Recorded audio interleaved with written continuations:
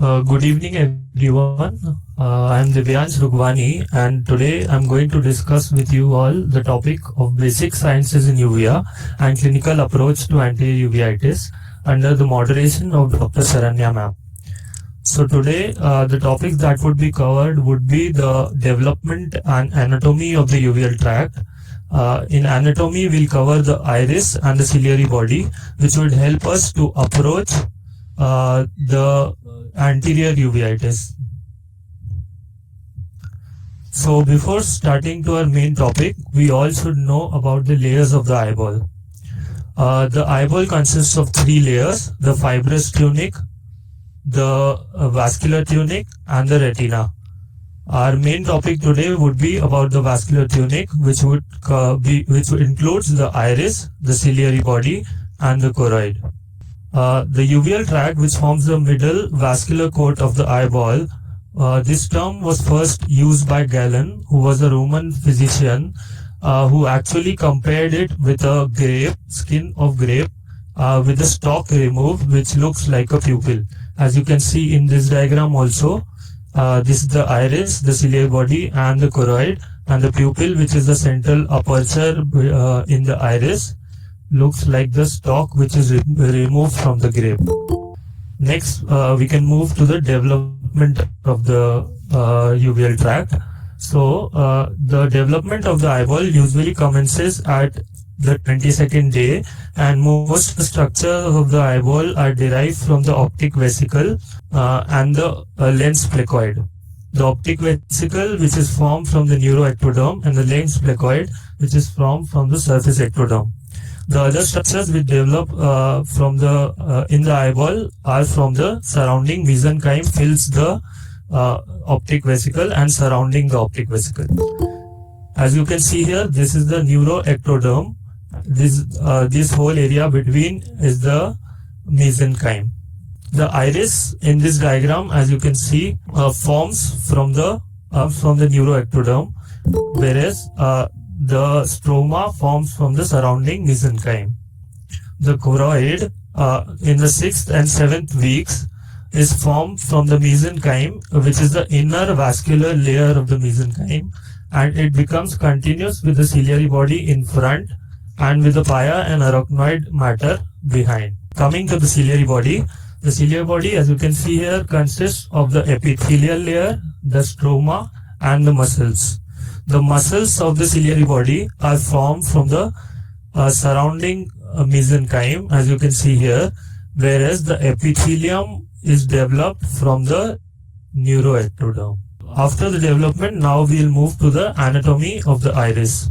The iris is actually the term derived from Greek mythology, where Iris was the name given to the goddess of rainbow because of its multiple colors. It actually forms a thin layer of thin diaphragm in front of the lens, which has an apparent center, which is called the pupil, and normally it is about 3 mm undilated. The topography of the iris includes the anterior surface and the posterior surface.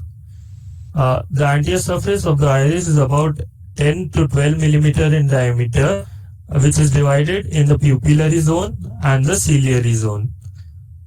The pupillary zone is about 1.5 millimeter from the pupillary margin, and the rest of it is the ciliary zone. As you can see here, this is the root of the iris and this is the pupillary margin. In the ciliary zone of the pressions here, which are called as the crypts or the pupil crypts. In the pupillary margin, you can see some radial furrows are there. These radial furrows are formed because of the blood vessels passing underneath.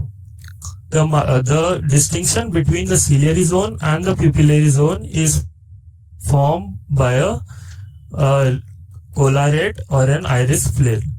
The collarette or the iris frill is actually the thickest portion of the iris, and the iris root forms the thinnest portion of the iris. Also, the iris contraction bands are actually nothing but the folds of the iris, and they are more prominent when the iris dilates. This is the same thing showing here, and this is the blood vessels passing underneath the iris anterior surface, which forms the radial ridges. Then we come to the posterior surface of the iris. The posterior surface of the iris is much more darker, more uniform, and contains radial contraction folds.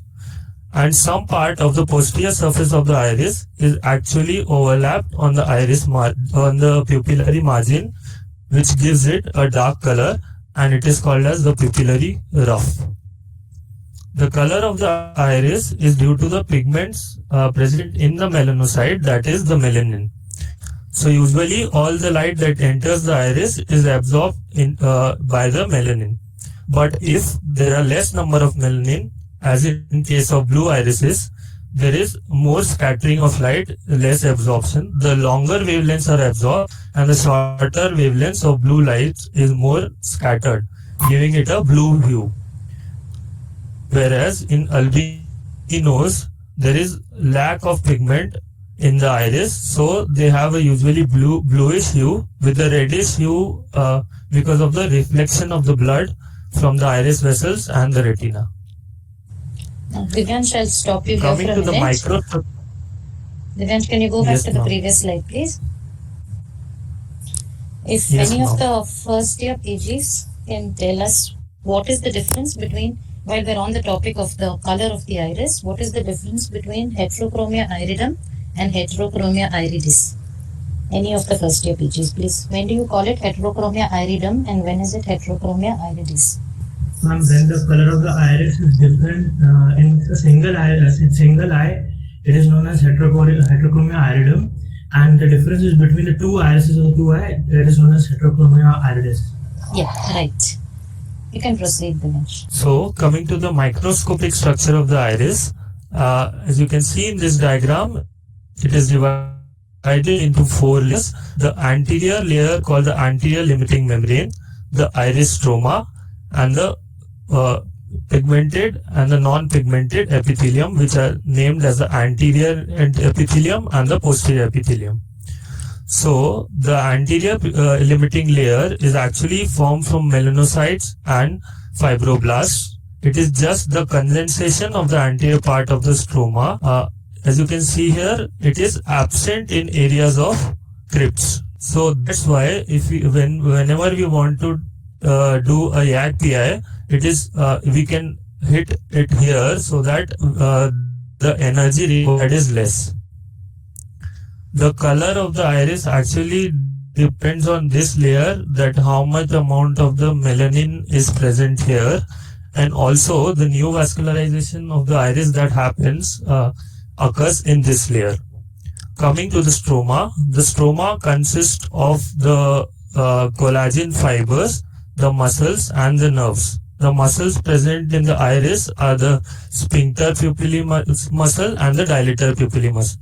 As you can see in this diagram, this one is the sphincter pupillae muscle, which lies 1.5 millimeter from the pupillary margin, whereas the dilator pupillae muscle, which is actually a modification of this anterior epithelium, lies from the iris root to the midpoint of the sphincter muscle. The pupillae, because it lies annularly, that's why when it contracts, there is a meiosis, whereas when the dilator pupillae, because of its radial arrangement, when it contracts, it causes mydriasis. Coming to the pigmented epithelium, the anterior pigmented epithelium consists of melanocytes and cells of Unagi, which are of 2 types, type 1 and type 2. The type 1 are macrophages and type 2 are actually the smooth muscle cells. The nerves present in the iris stroma are unmyelinated. The anterior and posterior pigmented epithelium contain melanin, and this melanin is sparsely present in anterior epithelium, whereas densely packed in posterior epithelium, giving it a darker color. Coming on to the blood supply of the iris, the major arterial supply of the iris is from the major arterial circle, which is present in actually the stroma of the ciliary body. and this is connected by means of radial vessels to the minor arterial circle, which is formed at the few millimeters away from the pupillary margin. This major arterial circle is formed from the long ciliary arteries and the anterior ciliary arteries. The arrangement of these radial arteries is spirally, such that whenever the pupil dilates or whenever the muscle contracts, there is no ischemia occurring to the iris muscles. Also, whenever we cut the iris, while cataract surgery, when we want more dilation, that is sphincterotomy, we usually can cut here, but we can never cut at 12 o'clock, 6 o'clock, 3 o'clock or 9 o'clock because of these vessels entering from here, which would cause torrential bleeding. Next, we come to the anatomy of the ciliary body. Now this slide, we can see the relationship of the ciliary body, which is triangular in cross section. It is related to the iris. The anterior surface of the ciliary body is related to the iris root, and it extends posteriorly to the sclera, and here it would continue with the choroid. Also, to the ciliary processes, the zonules of the lens are attached. This ciliary body is surrounds the lens, and the difference between the distance between the ciliary processes and the equator of the lens is about 0.5 millimeter. So this ciliary body, which forms an eccentric ring around the lens, extends posteriorly to the scleral spur.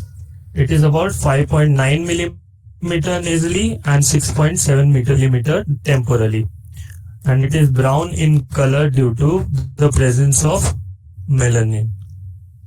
The edges of the ciliary body can be divided into outer edge, which is in relationship with the sclera, and there's a space here called the supraciliary space. The anterior part can be divided into two parts, one between the iris and the scleral spur, which is called as the ciliary body band, which we also see in the gonioscopy, and the other part which contributes in the formation of the ciliary processes. So this inner surface is divided into two parts, that is the pars placata or the corona ciliaris, because of the finger-like projections, whereas the part posteriorly is called as the pars plana or corona orbicularis. This diagram here shows the parts of the ciliary body which I just discussed. The anteriorly placed part is the pars placata, which consists of the 70 to 80 ciliary pieces. The pars plana present posteriorly, which is a more flattened structure, and this continues at the back with the ora serrata, from where the retina starts. The ora serrata has a few denticulate processes, and these are called as the oral base. This pars plana is actually a relatively avascular structure. Thus, it is important surgically for approach to the vitters. Now, coming to the layers of the ciliary body, the ciliary body can broadly be divided into the ciliary epithelium and the ciliary stroma. The ciliary epithelium consists of the inner non-pigmented epithelium and the outer pigmented epithelium. The inner side is the one which faces the interior of the eye, whereas the outer side is the one which faces the stroma. The ciliary stroma consists of the nerves and the blood vessels and the connective tissue. This inner non-pigmented epithelium is actually continuous with the neurosensory retina, whereas the outer one is continuous with the retinal pigment epithelium. Coming to the ciliary muscles, the ciliary muscles are actually of three types. the outer meridional or the longitudinal muscles, which are also called as the Brooks muscles. They form the external part of the muscular band, which is lying close to the sclera, and because they are arranged in the along the meridian of the eyeball, that's why they are called as the meridional part. They have a V-shaped attachment which goes posteriorly and is attached to the choroid. The next one are the oblique or the oblique radial muscles, which originate from the scleral spur here, and they go to the connective tissue of the ciliary processes. Whereas the inner circular band, which is more properly seen in this diagram, it lies annularly, forming a sphincter. The blood supply of the ciliary body is from the same arterial circle that we had discussed in the iris. This diagram is just a cross section of that same diagram I had explained before. Next we come to ciliary process. The ciliary process, which are the finger-like projections, 70 to 80 in number, each one being 2 mm in height and 0.5 mm in width. These ciliary processes, as I had already told, are about 0.5 mm from the equator of the lens and are responsible for formation of aqueous humor. Microstructurally, they are similar to this pars plana, that is the epithelium, which is the pigmented and the non-pigmented epithelium with a fibrovascular core. After discussing the anatomy and the development of the iris and ciliary body, we'll now move on to some imaging modalities that help us to look into these structures. Starting from the first one, that is slit lamp photograph. It is a most basic modality that we have, and it is usually used for documentation of anterior uveitis, so that in further visits we can see whether what management changes we need to do and what is the progression of the disease. But the slit lamp photograph cannot show us the structures which are behind the iris, like the ciliary body, and cannot tell us about the status of the zonules. That's why there's another imaging modality, that is an ultrasound biomicroscope, which I'll be dealing in brief in the coming slides. Now, since we cannot quantify the degree of uveitis, we can grade it through slit lamp, but we can never quantify it. So a new modality called as aqueous flare fluorometry has come up. This uses the principle of light scattering of the helium neon ray beam for quantification of flare. Coming to ultrasound biomicroscope. The ultrasound biomicroscope actually helps us to visualize the anterior segment. It is based on the same principle of the ultrasonogram, that is the piezoelectric effect. The electric current passing through the probe causes vibration of these crystals, which form the sound wave, which on hitting the object are reflected back and cause some structural changes in these crystals, which through electrical signals is displayed on the monitor. This is an image showing how we do ultrasound biomicroscope by placing a plastic silicone cup in the palpebral fissure of a patient and forming a water bath by putting saline and using a probe which does not touch the eye but is kept a few centimeters up. Now, this ultrasound biomicroscope was developed in 1990s by Foster and Pavlin. It uses a high frequency transducer, which is about 35 to 100 megahertz, and gives a resolution of 20 micron axially and 50 microns laterally. The depth of penetration we get from ultrasound biomicroscope is 4 to 5 millimeter. That is, we can visualize the lens. The structures that are visible are the cornea, the sclera, the ciliary body, the iris, the zonules, and the lens. This image here is the radial scan taken from an ultrasound biomicroscope. We can also have a transfer scan of the ciliary body. This image here shows the ciliary body. Other applications that are of UBM in uveitis include hypotony, ciliary body effusion, pars planitis, and peripheral anterior synecdoche. This here you can see that there is 360-degree peripheral anterior synecdoche, that is the adhesion between the iris and the cornea, and posterior synecdoche, that is the adhesion between the iris and the lens.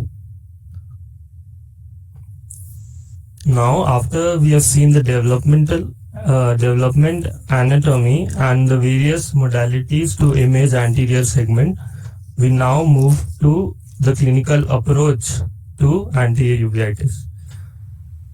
For any case of anterior uveitis, it is very important to take a detailed history because many parameters such as the age, gender, and exposure to and certain specific histories like exposure to pets or genitourinary complaints are important.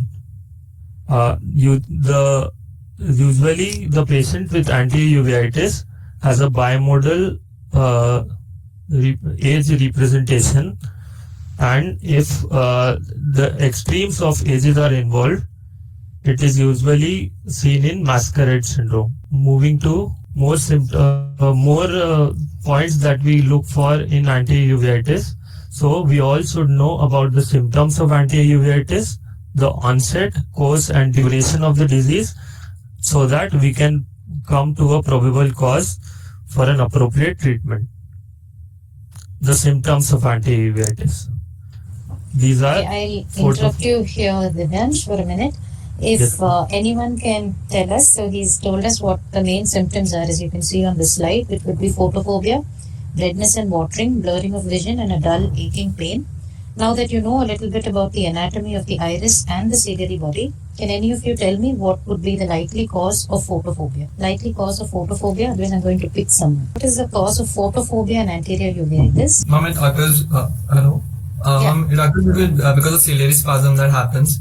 Right. Yeah. Next slide, please. So it is So, because as rightly said, the cause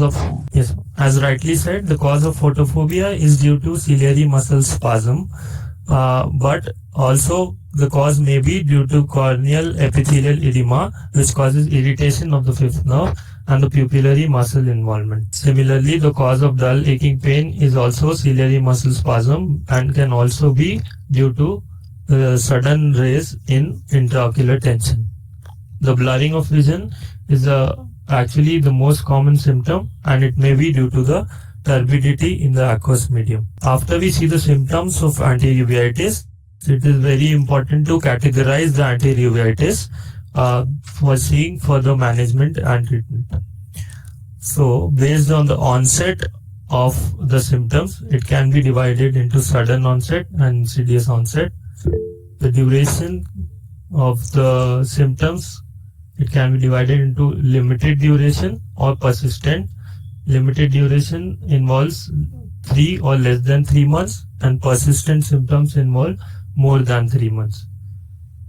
Based on the course, it can be divided into acute, which is an episode with sudden onset and limited duration, recurrent, which is repeated episodes, and the period of inactivity between them without treatment should be more than 3 months or equal to 3 months.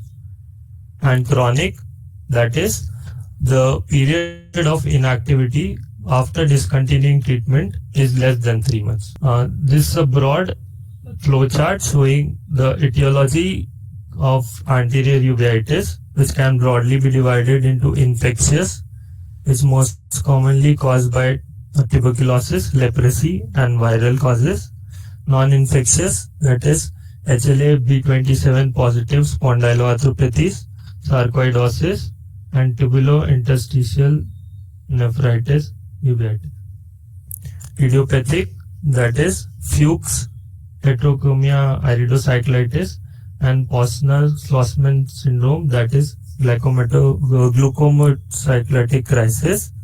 Traumatic, that is surgical and non-surgical, and masquerades, which include leukemia and retinoblastoma. Now, at a glance, we look on the clinical signs of anti-uveitis, which will be dealt in brief in the coming slides. So, as I already told, that anti-uveitis can be acute or chronic. In acute presentation, usually the patient presents with circumcorneal flush or injection, which is due to dilation of the episthular vessels. The posterior formation of the focal posterior synecdoche, that is the adhesion between the iris and the lens. Anterior chamber cells and flare. Pupillary meiosis, that is due to the reflex spasm of the sphincter muscle, and the keratic precipitates, which are the cellular deposits on the corneal endothelium.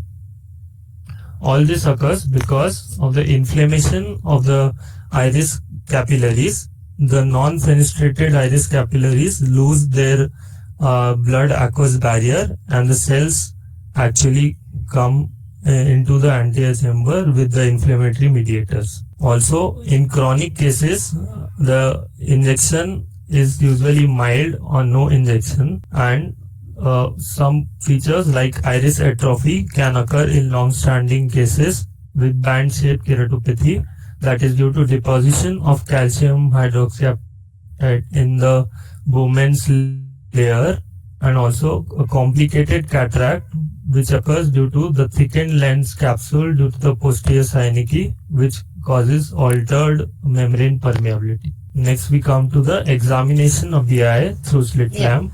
Divyansh, 1 second. If anyone can tell me the difference between the two, both are congestion. Is there any difference in the types of congestion on the left and the right? Someone can quickly differentiate the two. Is there any difference between the congestion pictures, the clinical photographs on the left and the right? Yes, ma'am. In the first image, the congestion is more in the circumciliary portion, and second image, the congestion is more towards the palpebral region. In the first image, hypopine is also there, which is indicative of anterior uveitis. Okay, so what will you call the first congestion? Circumciliary congestion. And the other? Palpebral diffuse conjunctival. Conjunctival congestion. So, as rightly said, the first image shows a circumciliary congestion, and the next image shows a conjunctival hyperemia. Since a patient with anterior uveitis usually presents with a red eye, it is important to differentiate between the ciliary injection and the conjunctival hyperemia. And the points to differentiate are: this is due to the engorgement of the episcleral vessels, whereas the conjunctival hyperemia is due to the engorgement of the conjunctival vessels. The ciliary congestion is a bright reddish violet in color, whereas conjunctival hyperemia would be bright red in color. The arrangement of the vessels would be radial, whereas here they are irregular and branching. The congestion is more towards the fornix in this case, and fornix and palpebra in this case, whereas it is more towards the limbus in this case. If you try to move the vessels over the conjunctiva here with a cotton tip bud, you won't be able to move, but here you can. It is important to note that in some causes of anterior uveitis, such as the Riter's arthritis and psoriatic arthritis, purulent conjunctivitis may be present. After this, we come to the examination of the anterior chamber in anterior uveitis, which actually is a very important thing to watch for because of the cells and the flare that are present in the anterior chamber, which actually help us in diagnosing the anterior uveitis. So, as I said earlier, the anterior chamber cells are due to the break in the blood retinal barrier, and because of which the inflammatory cells come into the anterior chamber, which can be seen here. The flare, on the other hand, is due to the leakage of the protein from the permeable iris capillaries, which cause a Tyndall effect and visibility of the light rays, as you can see in this image. It is important to note that there is a specific way in which we examine the anterior chamber under slit lamp beam, which is about taking 1 by 1 mm beam in full illumination at 45 to 50 degrees and high magnification in a dark room. The standardization of uveitis nomenclature actually grades the intensity of anterior uveitis based on the number of cells and flare, which I'll be dealing in the next slide. So, grading of cells and flare in anterior uveitis. Why is it important? Because we need to determine the response of treatment in the next follow-up visits. So, the Sun criteria divides the grading from 0 to 4 based on the number of cells and the flare, that is the visibility of the iris. Grade 0 means that there are no cells and no flare. Grade 1.5 or trace is applicable only to the number of cells, that is 1 to 5 cells in the anterior chamber. Grade 1 is 6 to 15 cells. Grade 2 is 16 to 25. Grade 3 26 to 50. And if there are more than 50 cells, we call it as grade 4. Similarly, grading of flare is when the iris details are faintly visible, when the iris details are clearly visible and there's just faint turbidity in the medium, it is +1. When the turbidity increases, it is called as moderate or grade 2+. When still the iris details would be clear. As the iris details become hazy, we call this as a marked flare, and the grading is +3. Whereas whenever there is fibrin in the anterior chamber, we are not able to see the iris detail, we call this at +4 or intense flare. So Sun is a clinical classification, and usually the higher grades of cells and flare are relatively easy to grade, but it's the lower grades like 0.5, 1 and 0. And if the patient is on treatment and you don't know whether to stop treatment or continue treatment, this is where the application of a flare meter or an aqueous fluorometer comes into play, where you can actually grade using that machine. You can grade flare and you know if you need to prolong your treatment for a longer course. So coming on to the examination of the cornea, the most important clinical finding that we get on the cornea for anti-uveitis case are the keratic precipitates. These keratic precipitates, as I have already told, are actually cellular deposits on the corneal endothelium, and they usually are distributed in the inferior triangular pattern called as the Earl's triangle, which is due to the cooler corneal surface and the warmer iris surface due to gravity and convection currents. This diagram here shows the convection currents which are flowing downwards, which is due to the aqueous flow, which causing the cellular deposits to deposit in such pattern. So these keratic precipitates can be broadly divided into granulomatous, non-granulomatous and stellate keratic precipitates. Can anyone tell me what is the composition of the granulomatous keratic precipitate? And can anyone tell me what is the composition of a non-granulomatous keratic precipitate? So it is composed of mostly lymphocytes.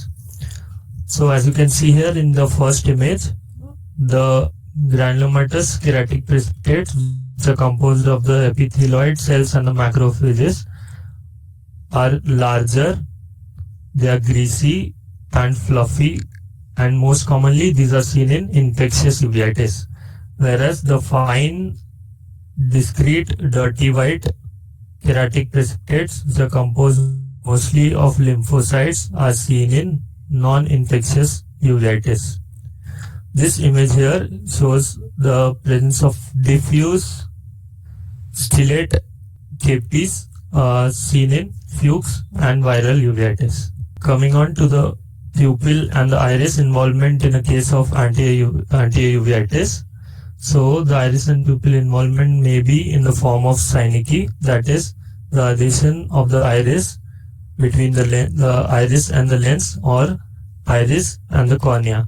When it occurs between the iris and the cornea, it is anterior synecdoche. When it occurs between the iris and the lens, it is called as the posterior synecdoche. Whenever this image here shows multiple posterior synecdoches, and this image here, whenever there is a posterior synecdoche extending for about 360 degree, it is called as a seclusio pupillae. So this image here is a seclusio pupillae. Whereas when an inflammatory membrane forms over the pupil, it is called as an occlusio pupillae. Coming on to another important sign that we see in slit lamp on the iris in case of anti-uveitis is the nodules. These are also inflammatory cellular deposits present on either on the pupillary margin or on the anterior surface of the iris.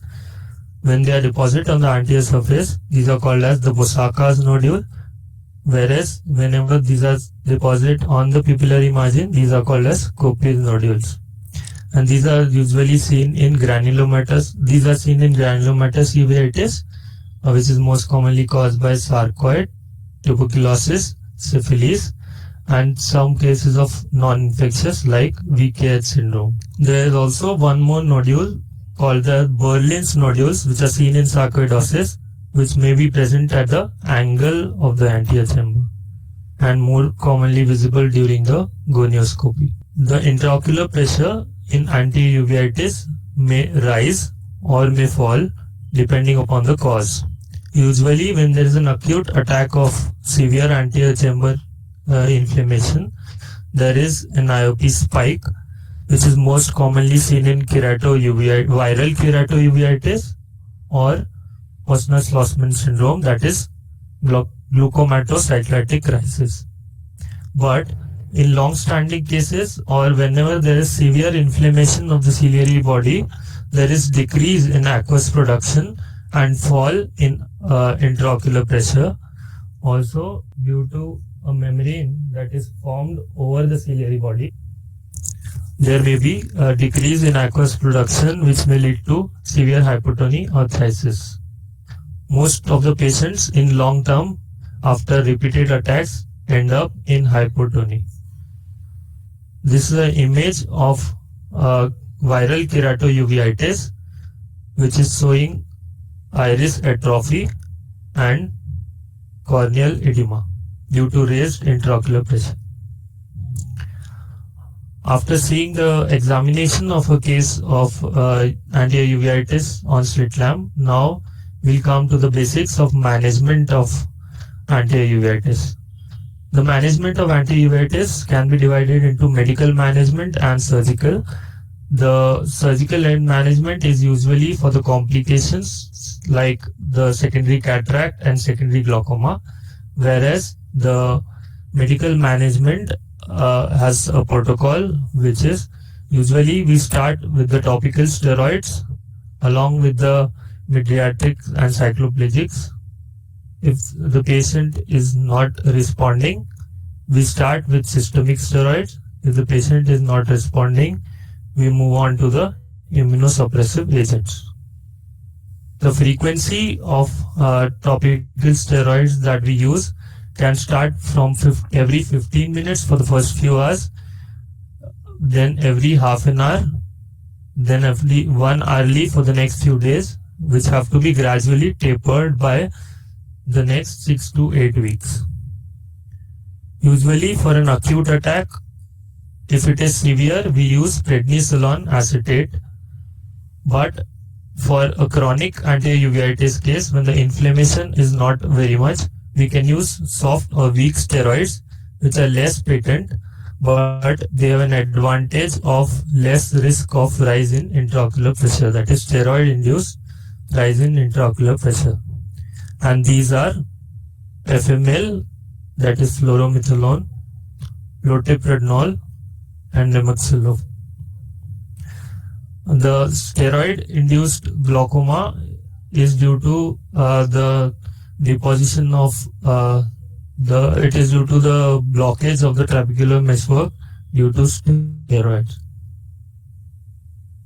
This is a diagram showing the potency of different types of topical steroids that we have. The most potent is the prednisolone acetate. The acetate here is an ester which helps in the penetration of the compound through both liquid and aqueous layers. That's why prednisolone acetate is more potent than prednisolone sodium phosphate because of more penetration through the cornea. Non-steroidal anti-inflammatory drugs. After we have tapered the steroids, we can put the patient on these non-steroidal drugs because they help in controlling the inflammation.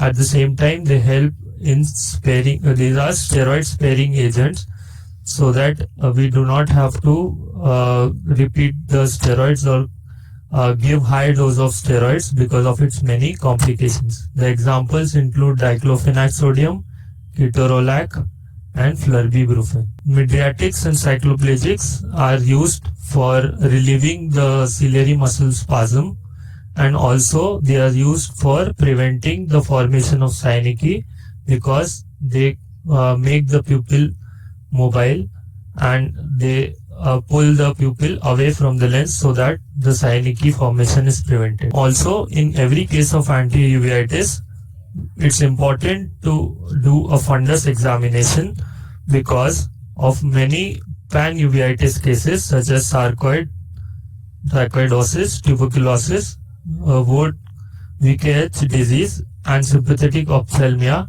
may present first as an anterior uveitis. So the fundus findings in these cases may be disc edema with hyperemia, vascular sheathing, perivascular exudates, cystoid macular edema, retinitis, choroidal infiltrates, retinal detachment, pars plana exudates, or the snow banking, which are seen in intermediate uveitis. These are two pictures of a dilated fundus. Yeah, like how Divyansh was saying, it is very important to dilate and see patients with anterior uveitis probably at every visit till you can actually see something in the fundus. Initially, it's very tempting to call it anterior uveitis and just treat with topicals, especially when the patient either has a membrane on the pupillary surface or has extensive KPs and an AC reaction and a non-dilating pupil because of posterior synecdoche. It's important to use the drugs that he mentioned, high doses of topical steroids to reduce the inflammation, as well as cycloplegics to break the synecdoche. Make sure that the fundus is seen. These are all patients who have presented as anterior uveitis but actually have more sinister posterior segment findings like a healed or an active chorioretinitis, as well as the other picture on the right. You can see the scalp margins of necrotic retina in the periphery, which is acute retinal necrosis. It is important to keep in mind that certain drugs can also cause inflammation of the uveal tract, which are rifabutin, moxifloxacin, which causes iris depigmentation, bisphosphonates, sulfonamides, diethyl carbamazine, oral contraceptive agents, etanercept, and some vaccines like BCG, influenza, anti-glaucoma drugs such as prostaglandin analogs. Since anti-uveitis can be associated with many systemic diseases like HLA-B27 positive spondyloarthropathies, tuberculosis, sarcoidosis, Behet's disease, other types of vasculitis, it is very important to do a physical examination for all the patients, which should not be missed. For example, oral ulcerations seen in Behet's disease, which are painful ulcers, whereas Retter's syndrome also shows ulceration, which is painless. This is an image of joint deformity seen in rheumatoid arthritis, an image of sacroiliitis in HLA-B27 positive spondyloarthropathies, and scaly skin lesion in case of psoriatic arthritis. Okay, if someone can tell me if the picture on the left, are those KPs? Ma'am, it looks like superficial punctate. Right. So these are not KPs. Call them KPs. It should be on the posterior surface of the cornea. If it's anything that looks stromal like this is a case of adenoviral conjunctivitis. So don't confuse anything on the cornea which is point shaped or symmetrical or anything like that for KPs. Likewise, the picture on the right, we've discussed the two types of congestion, which are circumcorneal and conjunctival. Does this fit into either, or is this something else? This is actually a picture of scleritis showing the enlargement of the deep episcleral plexus with scleral edema. So it is not circumciliary Yes, so or conjunctival hyperemia, it is scleritis. Yes, so any congestion do not term anterior uveitis. It can just be an anterior diffuse scleritis. You must examine the patient in toto before you decide what it is. Next slide, please. We're just going to show you 3 cases. If you all can answer at random, that's fine. And so this is a 35-year-old male with pain in the left eye, redness and photophobia. He also has decreased vision. This is his 3rd episode, and vision in this eye is 3/60. Fundus details are not clear. The other eye is normal. I'd like someone to tell me what you're seeing on the clinical photograph. Ma'am, this is a slit-lamp photograph of the left eye. We can see that there is circumciliary congestion. The inferior palpebral conjunctiva is also involved. Ma'am, I'm not able to see the picture clearly. Not able to see. What is in the pupillary area and inferiorly? Ma'am, it is fibrin. Yeah, Hello. so that is fibrin. So what will your working diagnosis be with a patient like this, considering the fundus is normal when you can see it? Okay. Ma'am, it should be anterior uveitis. Anterior uveitis phase is clear. Yeah, the if vitreous it is clear. fundus is normal.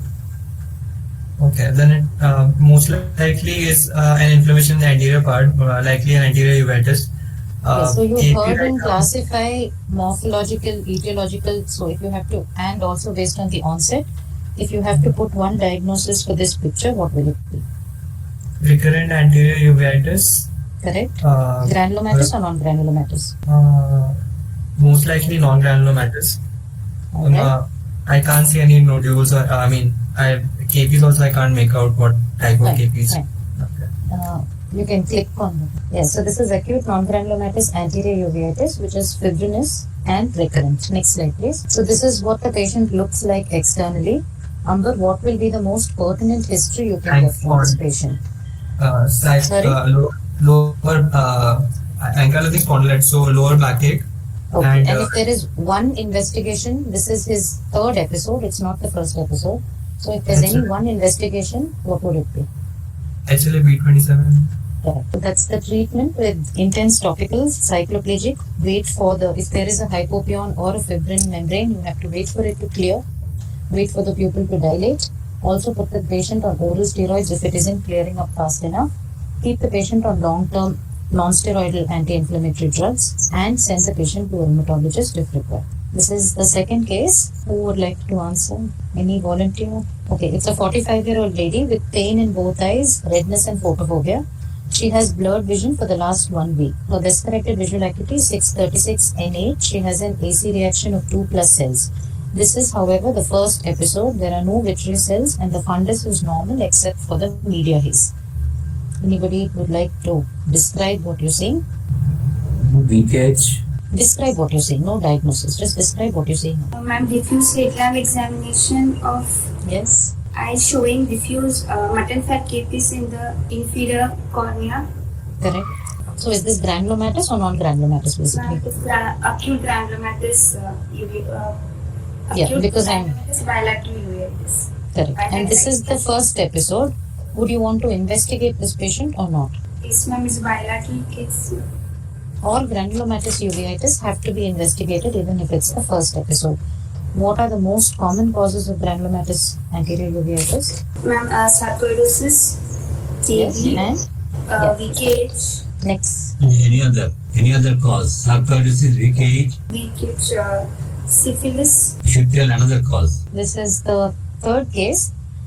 That's an external photograph of a man with skin lesions on the left half of the face. He's 34 years and immunocompromised. He's had recurrent redness, pain, and photophobia in the left eye. That is his slit lamp photograph, and his intraocular pressures are 48 millimeters of mercury. He has an AC reaction, and there are no vitreous cells. If somebody can describe the slit lamp photographs and tell me your probable working diagnosis. Okay, ma'am, all the three photographs or slit lamp photographs are on? All three is fine. I told you the external photograph, but you can. Okay, ma'am, the topmost left-hand photograph shows macropapular lesions involving the forehead of the side of the patient, most probably obeying the dermatomal origin, probably of herpes zoster. The right top picture shows a diffuse slit lamp color photograph of the eye, showing sectoral iris atrophy Very good. and Fine KPs, ma'am. Yeah. Like, What is characteristic of these KPs? Are they in the Als triangle? Are they crossing the midline? Is there anything? they are diffuse crossing the midline, ma'am. Yeah. And what about their size? Are they fine or are they medium? Medium-sized cases, ma'am. Yeah. So when you have medium-sized KPs that cross the midline and don't really fit in any pattern, always think of viral. So this is the last case that we'll be showing you. This is a 54-year-old male, and as you can see, he's pseudophakic. He's been on topical steroids on and off for the last 2 years and has been labeled chronic uveitis. He underwent cataract surgery with IOL implantation 2.5 years ago. So 6 months after his cataract surgery, his whole uveitis has started. He's never had an episode of uveitis prior to cataract surgery. He's diabetic. You can see that if somebody can describe this pseudophakia and what you're seeing on the IOL and tell me what your working diagnosis would be. This is slit lamp photo of the eye showing a dilated pupil, and I can see fibrous capsule with lot of deposits on the IOL. Yes, those are inflammatory deposits in the IOL. So does the IOL look in the bag, or are you able to tell from the I photograph? think it's in the sulcus, which has incited the inflammatory reaction post-surgery. It's actually in the bag. You can see the overlap of the rhexis margin over it. So if you have an IOL and you have uveitis following intraocular surgery, it could be IOL related or it could be an infection. So if you rule out an IOL being the cause for it and you see inflammatory debris like this, always think of an infection, especially if the patient has never had this kind of symptoms prior to cataract surgery. So what will be the test you do for such a patient? Would you do blood tests or would you do any other kind of a laboratory test? AC tap, ma'am. Yes, AC tap. AC tap, generally what do we send for if we're suspecting any kind of an endophthalmitis? Normal PCR for what? Fungal, Yes. bacterial. And this kind of a picture, it's a very low grade inflammation each time. 2.5 years after surgery. What is the most likely cause? Propionibacter. Yes. Next slide, please. So this is P. acnes chronic endoph. That's about it. I think I'll hand it back to Divyansh to summarize the class. Yes, ma'am. To summarize, since anterior uveitis is a sight-threatening condition with multiple recurrences and deterioration of vision with each attack, plus it has association with serious systemic disorders, thus warranting a need of thorough ocular as well as physical examination and proper management with the goal of relief of symptoms like pain and photophobia in the initial visits, timely control of inflammation, and prevention of secondary complications like the secondary cataract, secondary glaucoma, and formation of synecdoche, and thus maintenance and restoration of a good visual function.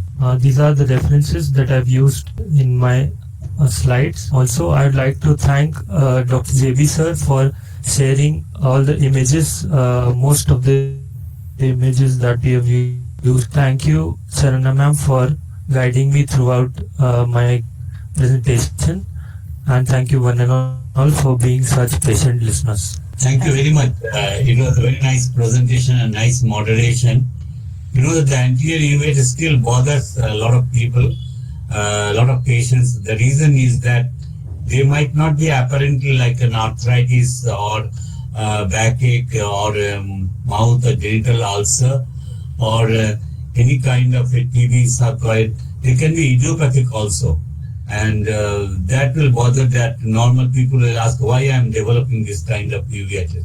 So it's an immune-mediated disease also. Is many majority of the patients will be immune-mediated, autoimmune etiology, and there the laboratory investigations may not show anything. Even they can be HLA-B27 negative also, but still it's not as vision threatening as except in children, as vision threatening as in acute retinal necrosis or toxoplasmic retinochoroiditis, but it will cause temporary loss of vision. So prompt attention and management will preserve the vision. And you should need to explain the patient that what are the probable causes, why he is developing uveitis.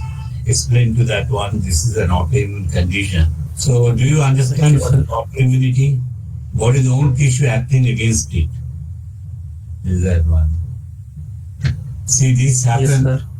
This happens like, you get some kind of a throat infections or mild infection which you are not aware of it. That produces that antibodies or memory cells that which lead to reactivations and lead to the autoimmune reaction, and that causes the autoimmunity. I always tell the people that you have got a house and you have got 10 members in the house, and once there's a pet in the house and you keep a watchdog. Watchdog is an antibody or memory cell. So watchdog identifies every organs, but iris it doesn't really. And every time it sees it, it has got a kind of a non-recognizing and producing a kind of a reaction, a commotion, and that is an uveitis. So this is a kind of an autoimmune situation. The body's own tissue fails to recognize it. Okay. Thank you, sir. It's the most common type of uveitis is anterior uveitis. You will be facing these conditions in your practice when you become a full ophthalmologist.